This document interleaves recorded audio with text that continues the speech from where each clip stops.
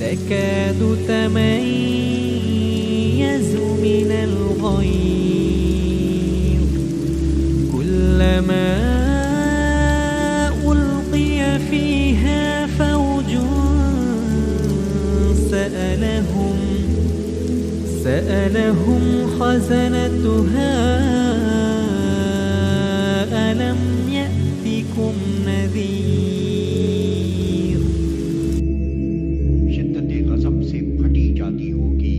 ہر بار جب کوئی انبوہ اس میں ڈالا جائے گا. اس کے کارندے ان لوگوں سے پوچھیں گے کیا تمہارے پاس کوئی خبردار کرنے والا نہیں آیا تھا؟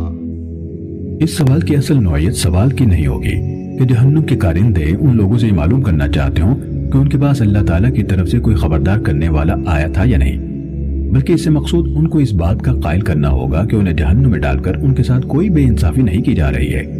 اس لیے وہ خود ان کی زبان سے یہ اقرار کرانا چاہیں گے کہ اللہ تعالیٰ نے ان کو بے خبر نہیں رکھا تھا. ان کے پاس انبیاء بھیجے تھے، ان کو بتا دیا تھا کہ حقیقت کیا ہے اور راہ راست کون سی ہے، اور ان کو متنبع کر دیا تھا کہ اس راہ راست کے خلاف چلنے کا نتیجہ اسی جہنم کا ایندھن بننا ہوگا جس میں وہ اب جھونکے گئے ہیں. مگر انہوں نے انبیاء کی بات نہ مانی، لہٰذا اب جو سزا انہیں دی جا رہی ہے وہ فی الواقع اس کے مستحق ہیں. یعنی مجید میں بار بار ذہن نشین کرائی گئی ہے کہ اللہ تعالیٰ نے جس امتحان کے لیے دنیا میں انسان کو بھیجا ہے وہ اس طرح نہیں لیا جا رہا ہے کہ اسے بالکل بے خبر رکھ کر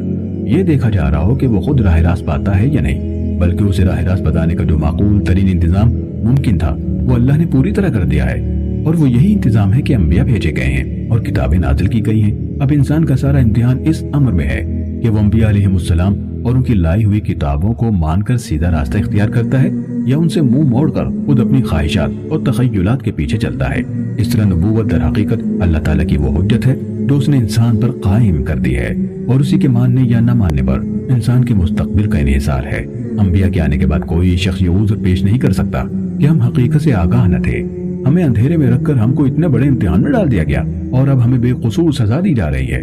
اس مضمون کو اتنی بار اتنے مختلف طریقوں سے قرآن میں بیان کیا گیا ہے کہ اس کا شمار مشکل ہے. مثال کے طور پر حسب ذیل مقامات ملاحظہ کیجئے. تفہیم القرآن جلد اول البقرہ آیت 213 حاشیہ 230، النساء آیات 41-42 حاشیہ 64 آیت 165 حاشیہ 208، الانعام آیات 130-131 حواشی 98-100، جلد دوم بنی اسرائیل آیت 15 حاشیہ 17، جلد سوم طٰہٰ آیت 134، القصص آیت 47 حاشیہ 66 آیت 59 حاشیہ 83 آیت 65، جلد چہارم سورہ فاطر آیت 37، سورہ مومن آیت 50 حاشیہ 66۔